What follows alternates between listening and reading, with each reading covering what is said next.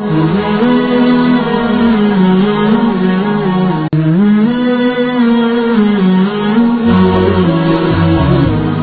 yang kita ketahui bahwa salah satu hal yang membatalkan sembahyang adalah bergerak 3 kali berturut-turut, lebih daripada 3 kali secara berturut-turut.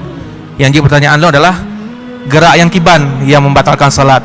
Karena selamanya lazim neo kadang-kadang tengku imam batal baca ayat manggu-anggu. Apakah nyan juga akan membatalkan salat? Dalam sembahyang gerak lega mu turut-turut batal sembahyang, termasuk gerak ulai walaupun batal petimang baca Al-Quran,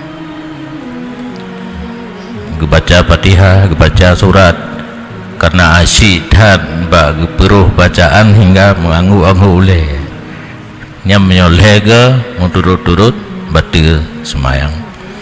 Maka dalam praktek sembahyang imam diutamakan yang malim fikih, bukan kari. Ada hana hafid asai malim fikih nyan nilai yudang ke imam, karena le hal yang terjadi menyohana tabut hana tatupu kadang-kadang batal sembahyang.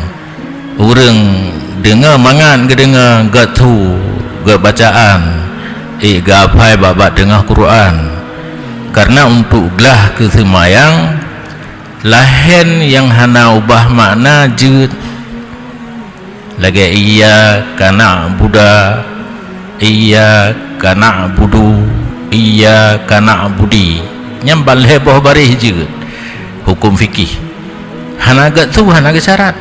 Cuma yang alangkah baik tugat hafid lam hukum fikih mengerti, sehingga waktu ta'arud nadwadro calon imam sidro hafid qari hana malim fikih, sidro tu malim fikih, kurang rak hafid, kurang rak qari, nyorunyo jadi imam.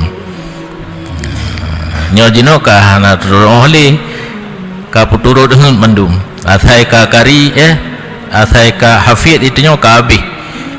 Hukum yang penting, karena dalam hukum syarak yang gedahulukan imam orang yang mengerti hukum, kan orang hafal Quran, kan orang yang gatu untuk dengar katanya mau memiliki tagai kagak tu kalau panjang baca ayat kan punya tengok tiradang yang batal wudu, yang han batal wudu tengok tiradu dan penanian baik urung pijut han urung masau bacut baik mengisi isu punya tiradang tengok batal sembahyang. Kepuagat tengku imam baca Quran teman makmum kabeh batal sembahyang sidro ketinggal